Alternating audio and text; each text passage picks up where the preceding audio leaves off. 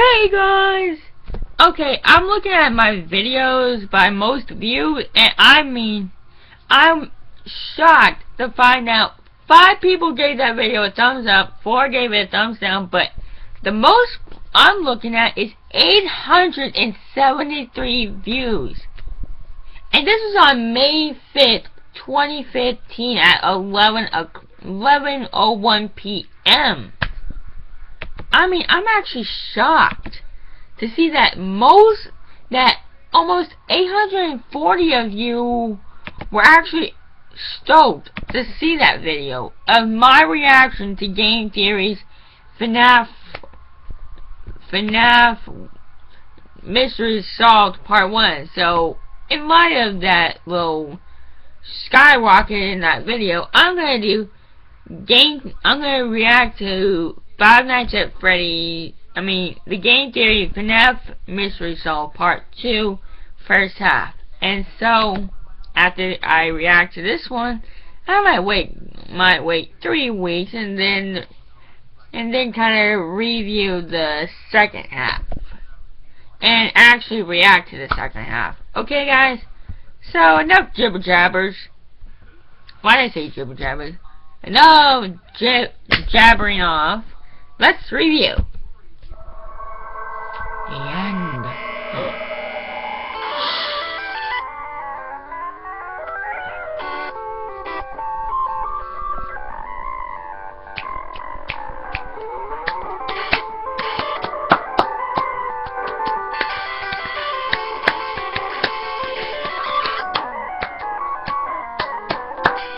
hello, Internet! Welcome to Game Theory! We may not have made FNAF, but I like to think we've at least made it a bit more interesting. So in part 1 of this long-awaited, all-questions-answered FNAF theory, we covered everything from the origins of the shadow animatronics, to the reason for Golden Freddy's ghostly behavior, to proof of what suit the killer uses. We clarified the timeline and even went so far as to dispel the myth that the killer is the one shoving the bodies into the suit. Click here if you missed it to get caught up. Don't worry, I'll wait. This is a pausable video after all. But today we're covering the major questions from the franchise, the final bits of the timeline, the ending of the game, and most importantly of all, the identity of the purple guy. So enough intro, let's cut to the chase. When we left things off, there had been another round of murder done in Fazbear Pizza. Purple Guy had once again used a Golden Bonnie suit to lure in another set of 5 kids and kill them, as depicted in the Save Them minigame from FNAF 2. The place gets closed for investigation a few days later, but the one thing that practically everyone overlooks in this location is that it gets reopened. In FNAF 2, the Night 1 phone call welcomes you to your new summer job at Freddy Fazbear's Pizza. Hello and welcome to your new summer job at the new and improved Freddy Fazbear's Pizza. Summer job. And yet, the paycheck at the end of the week reads November. There is not a single place in the world where November is a summer month. Not one. Meaning that these tapes, all these tapes, are pre-recorded. And honestly, that shouldn't be a surprise. Phone Guy's calls are recordings in every game. In FNAF 1, before Phone Guy dies, he says he's glad he recorded these messages when he did. I'm kind of glad that I recorded my messages for you. And then in FNAF 3, they find the old training tapes the Phone Guy made. First of all, we found those vintage audio training cassettes. Dude, these are like prehistoric. I think they were like training tapes. In short, all of Phone Guy's messages are unstuck in time, not recorded any time near your tenure as security guard. That includes the ones in FNAF 2 talking about children going missing. The pizzeria isn't being shut down for an investigation of some missing children the week you happen to be working there. You're listening to old tapes meant for the night security guard from months ago.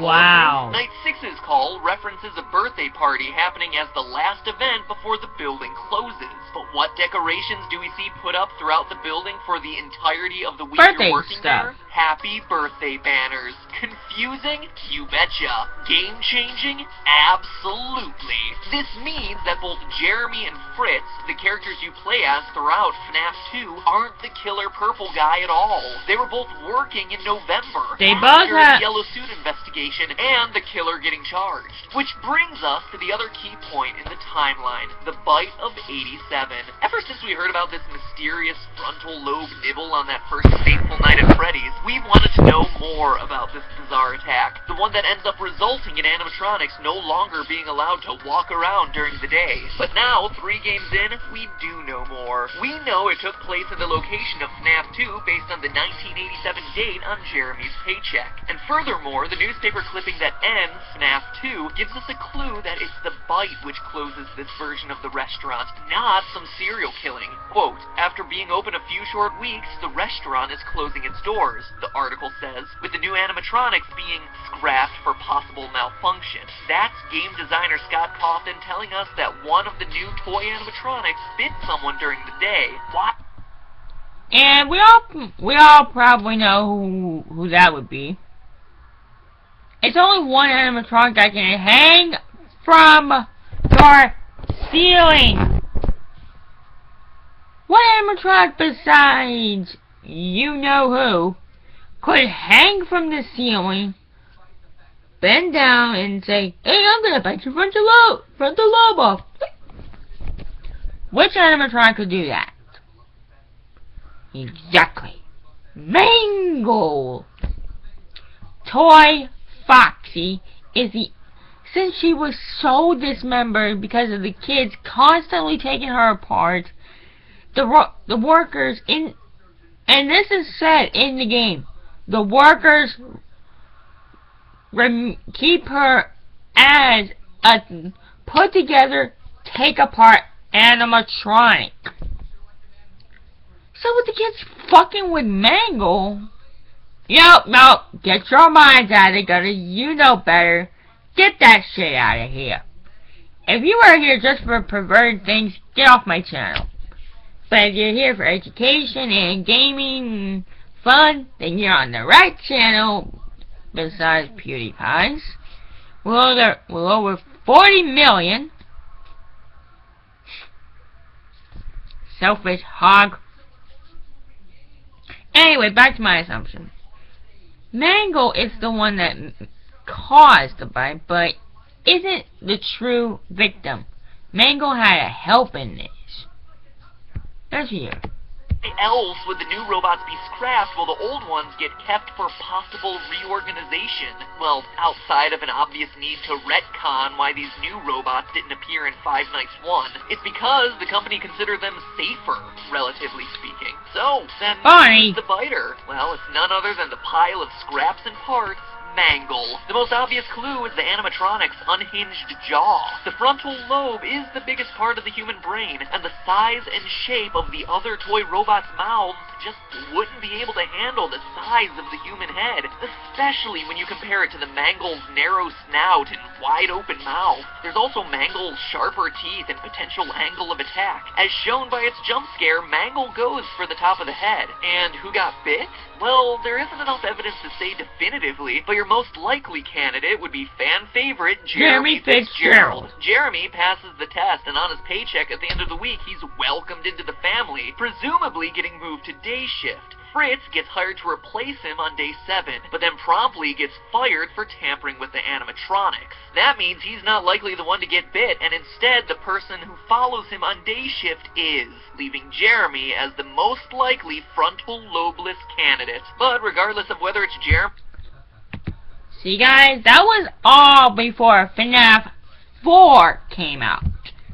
That was all before FNAF 4 came out. I mean it.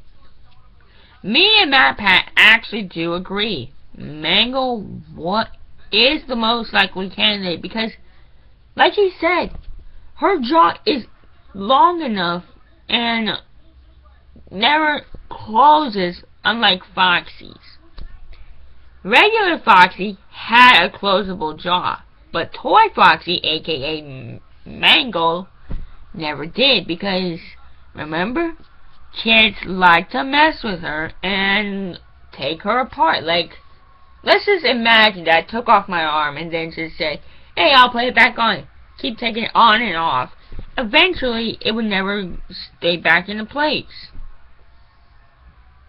Now, if you guys try that, trust me, it's never gonna work.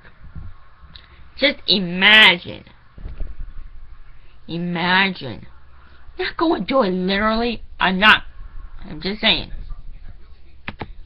Me or some other customer we've never met, someone gets bit, the restaurant closes for good, and, as the newspaper clippings show, the old animatronics go into storage awaiting a smaller location with a lower budget. Fast forward to the 90s and FNAF 1. We know it's the 90s based on the hourly rate of the paycheck received by Mike Schmidt, security guard extraordinaire from the first game, something we proved in our first Five Nights video. And now we can breathe a sigh of relief, because this was the beautiful time long, long ago, last August, when the games weren't so complicated, when the biggest mysteries were a game-crashing gold bear and the words, "It's me." No death minigames, no puppets, no need to shoehorn in extra overcomplicated storylines. That all would come later when the first game became a smash hit and got itself some sequels. And boy, did those sequels make things complicated, as both featured it's not that minigames complicated now, revealing guys. more details about this location from the original game. First things first, we know that the purple guy kills 5 children.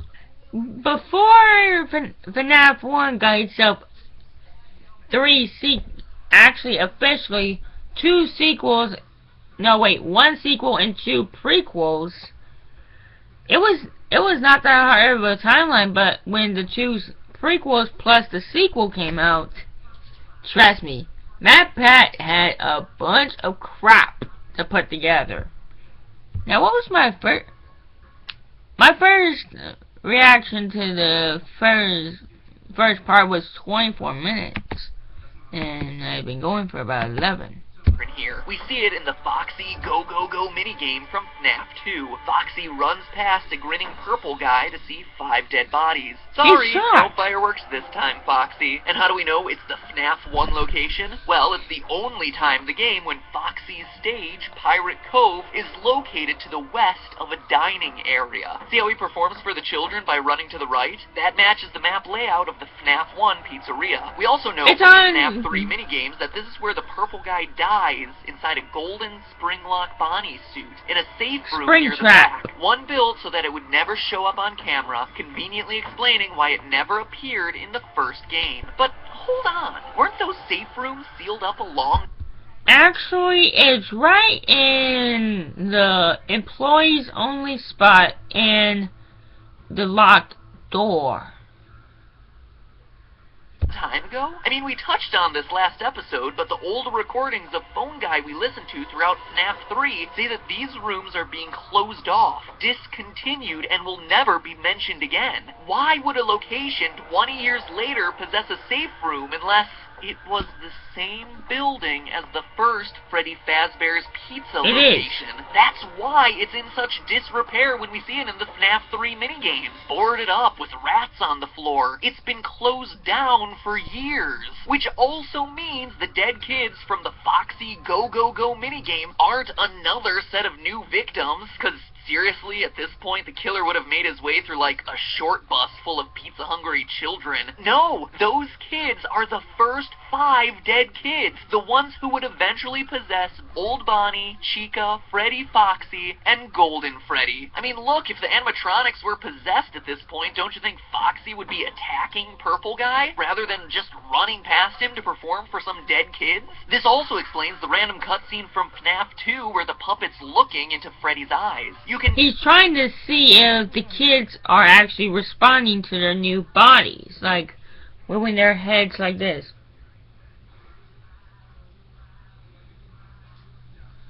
I'm actually trying to almost act like an animatronic like this. I swear to God, it hurts your eyeballs. Seriously. Watch.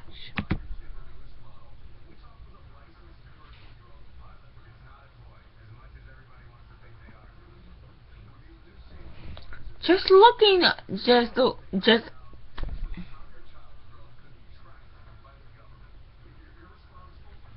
See, when I don't have a camera in my face like this,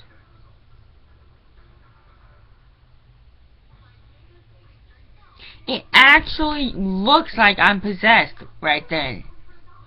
That's what the kids feel like. tell by the tables in the background and the design of both Bonnie and Chica that this is the FNAF 1 location with the old animatronics on stage. But it's not a flash forward to the game's next location, but rather a flash back to the moment the puppet brought these characters, these children. Yeah, that's actually FNAF 4. But we didn't know that there was going to be a Five Nights at Freddy's 4 at that time. We were just so concerned on trying to figure out this lore that it just ate us like a piece of bread. To life. Okay, but that's just tying together some loose ends in the story. We're interested in how this whole thing ends, and those FNAF 3 minigames give us the conclusion we're looking for. These flashback minigames show Purple Guy dismantling the animatronics from the security of the safe room one by one. But in doing so, he's unwittingly releasing the spirits of his former victims. Freddy, Bonnie, Chica, Foxy, Golden Freddy. When their powers combine, they are able to scare Purple Guy into the Golden Bonnie spring-lock suit, which fails, crushes him pretty much to the point of death, though notice we never actually see him die, and the spirits stay. He's actually merged with the suit now. He can't break out, even though he's tried before. Hey, Golden Bonnie with Purple Guy inside, now known as Springtrap, rots away in the safe. Yeah, you can actually see organs. You can literally see organs and veins on the dude when you watch part 2, first half. Room for years until he's finally uncovered by the founders of Fazbear's Fright from the 3rd game. With the discovery of Springtrap, this haunted house attraction, inspired by the years of mystery and murder of the pizzeria chain, finally has their first real animatronic, who then haunts the player for 5 nights and a nightmare night until the place burns down due to faulty wiring. No, that was not faulty wiring because of 5 Nights at Fuck Boys 3. Apparently, either Springtrap or Golden Freddy caused the place to go into burn. And we see from another YouTuber, I can't remember his name. Was it Typhoon Cinema? Yeah. Or Iron Horse Cinema. That actually Springtrap runs into the woods. So what the hell is he doing in the woods now? Feeding on poor dead animals? Man, Springtrap, you are one motherfucking shark. Eating on poor dead animals. I hope a snake kills ya. The end. Take a bow. It's finally over. Well, kinda. We're still left with one final, seemingly impossible question to answer. Who is the Purple Guy? After spending, I kid you not, full days plotting out all the details of this game franchise on whiteboards, talking it over with anyone who would stand to listen to me ramble on and on about fictional haunted robots, and just looking at it from every possible angle. Actually, no, you guys. No. No, I am not holding off on any part. We're gonna watch both part 2s today. All logic points to it being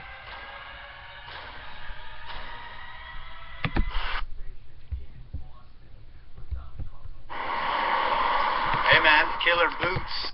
Are those like designer? I am not legally. I'm trying to mute this ad. Come on, damn it, I wish these. What's with this Belgian white ad? Fuck. I don't like the ad. Take it off. Real animatronic, who then haunts the player for 5 nights and a nightmare night until the place burns down due to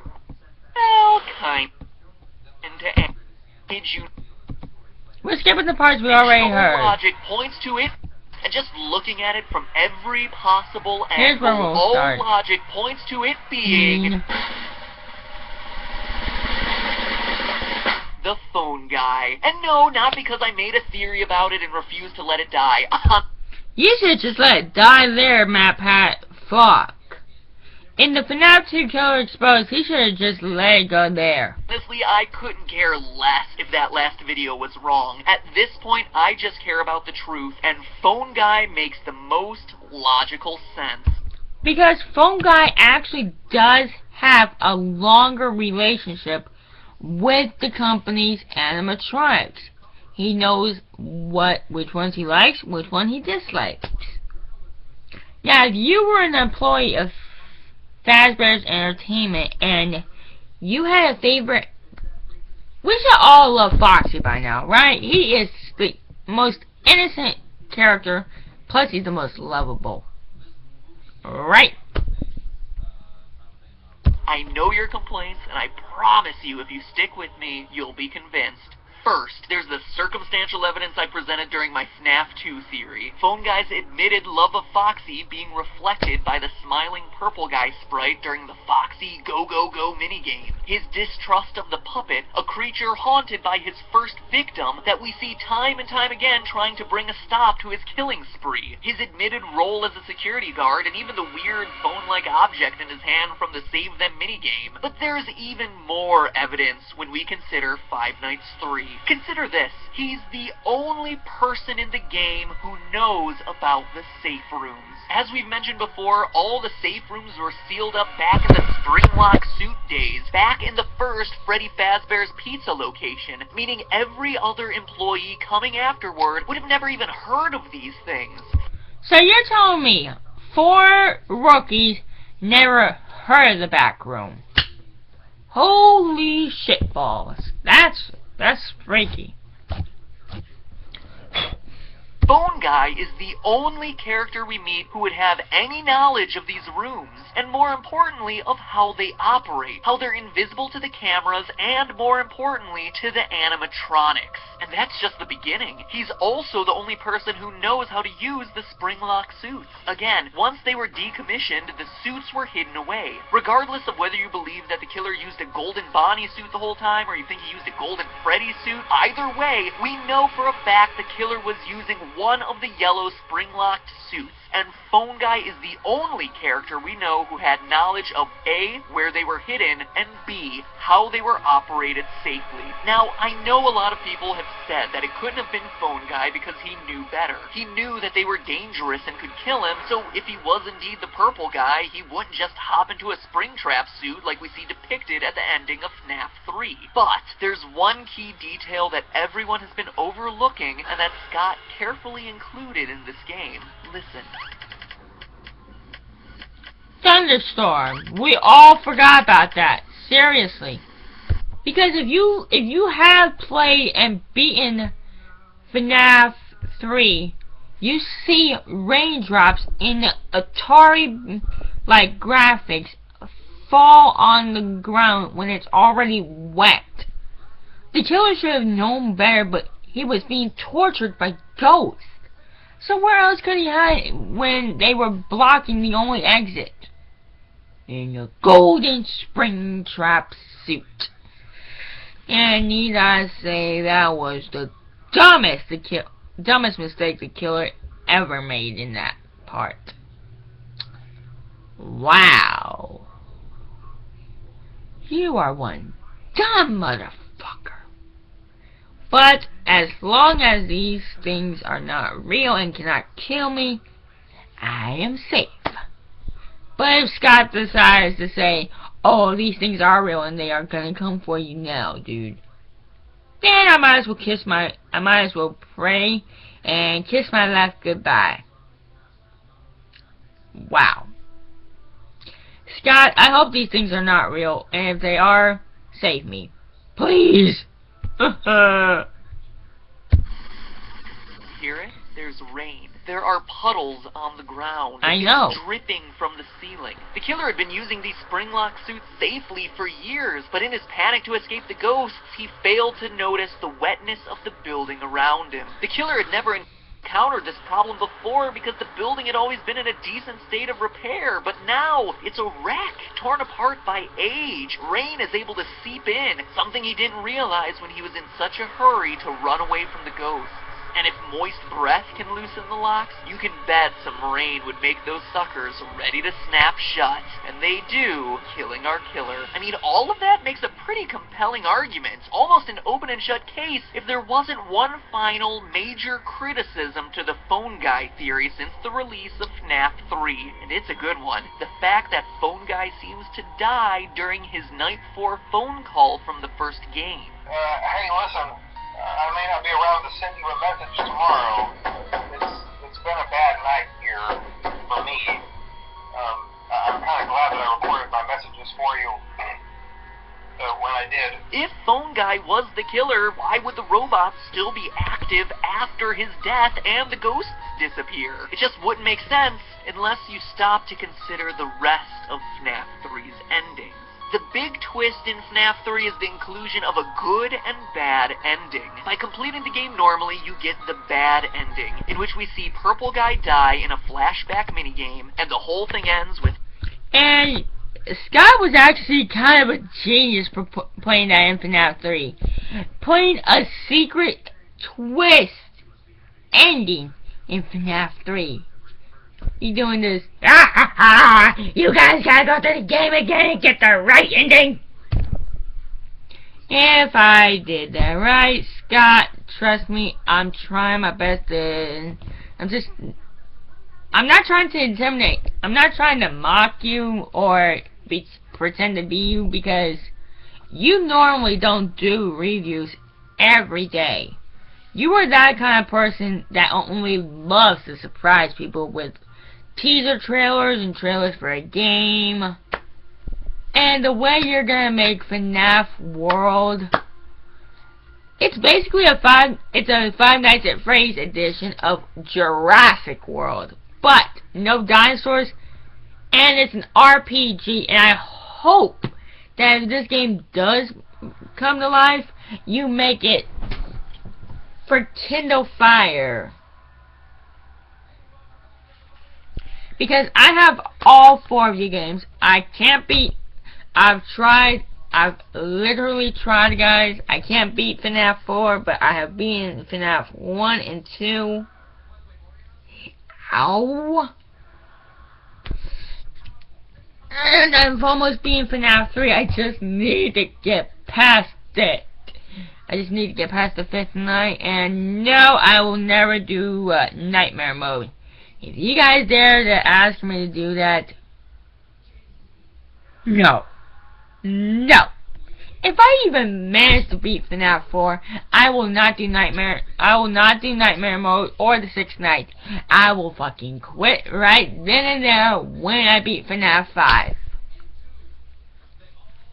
So if you guys even dare ask me to do it, no, don't even bother. It will never happen in this lifetime. Only if I get more courage in my heart and get my soul braver enough. Oh yeah, and I removed not Five Nights at Freddy's, but Mortal Kombat X, and re-downloaded the game. I got my Scorpion card back. I cannot go one game without Scorpion.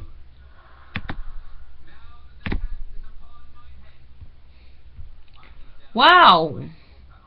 Goji Fan 93 says, "Hey guys, this is a super long awaited channel update. I have wanted to discuss with you guys for months now. Life is changing so much for me, and so I have many things I want to tell you regarding the future of Goji Fan 93 and Gamer Fan 93. Channel update, taking a break. So no more videos from Goji Fan 93. That's sad. But let's get back to the review. 5 masks representing the 5 main animatronics with lights on behind their eyes.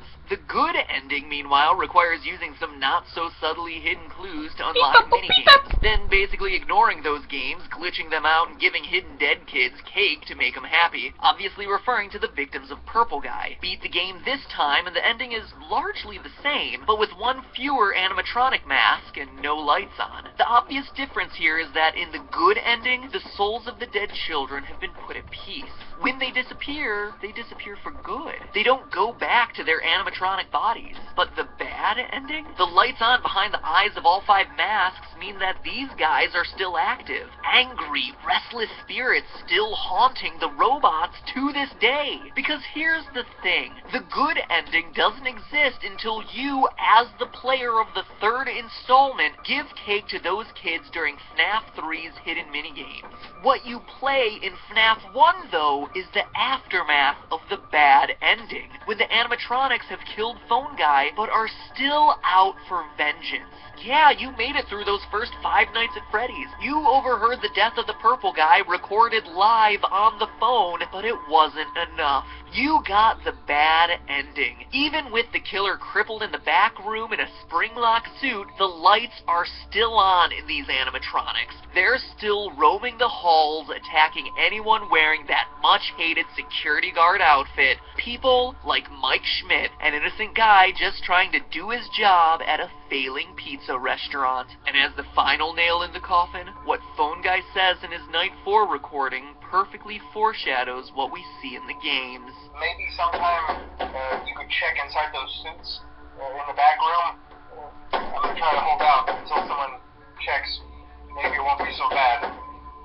Yeah, I always wondered what was in all those empty heads back there. Think about what Purple Guy does. He hides in a back room, the safe room, hides in a suit, and despite getting sprung-trapped, actually does hold out until someone checks. Holds out long enough for the phone dude to find the hidden safe room, recover the animatronic, and set him free in Fazbear Fright. Exactly what the Phone Guy said he'd do in his final moments. And as Springtrap, he comes back in FNAF 3. Comes back like he always does. And with no real animatronics present at Fazbear's Fright, remember, Except Springtrap Marionette. is the only real one they've found, with all the rest scattered, probably located in dumps, which is why their bodies and faces are decaying. All that the spirits can do is appear as phantoms, hallucinations. Well, all except one. The puppet, who we see in his physical form roaming the hallways of Fazbear Fright. So real, in fact, that we see his reflection, visible in the pools of water under his feet, meaning he is there. Good job. Will this puppet not rest? Oh yeah, he's the FNAF 4 kid. There and unburnt. There's only one way to truly end this. End the murderous Purple Guy, burning the place to the ground. The puppet gave robots life, gave spirits peace, and finally gave the murderer, the Phone Guy, his long-deserved death, or at least tried to. And that is the end of the Five Nights at Freddy's story. No hat, no movie, no 4th installment. What? Oh, no! No! No! No! No! Oh my gosh! Oh my gosh, what happened? What's wrong? Look! Oh boy. Oh no. Ah! This was the part for FNAF 4. This is when he looked up FNAF 4 and saw Scott release. But, hey, that's just a theory. A game theory. Thanks for watching. Hey, if you enjoyed these... Matt Pat, you are the best fake out ever. Now, I have to tell you something. I beat it! I beat FNAF 3, but probably everyone else has too, except you. You have to play FNAF 4. You must play FNAF 4 just like Markiplier did before you. I'm sorry. No, you don't. No, you don't, Matt Pat. You don't have to play any of these games. You didn't even have to play FNAF 1. Dude, trust me. Your compelling story in FNAF 1, that story that you told, actually got me feeling sad. Feeling sad for 5 people that I don't even think existed. Oh yeah, they were alive when I was born. But not on December 10th, on November 4th. This was a month and 7 days after a month and 6 days after I was born. Do you know how good, do you know how bad that makes me feel now? It's almost been,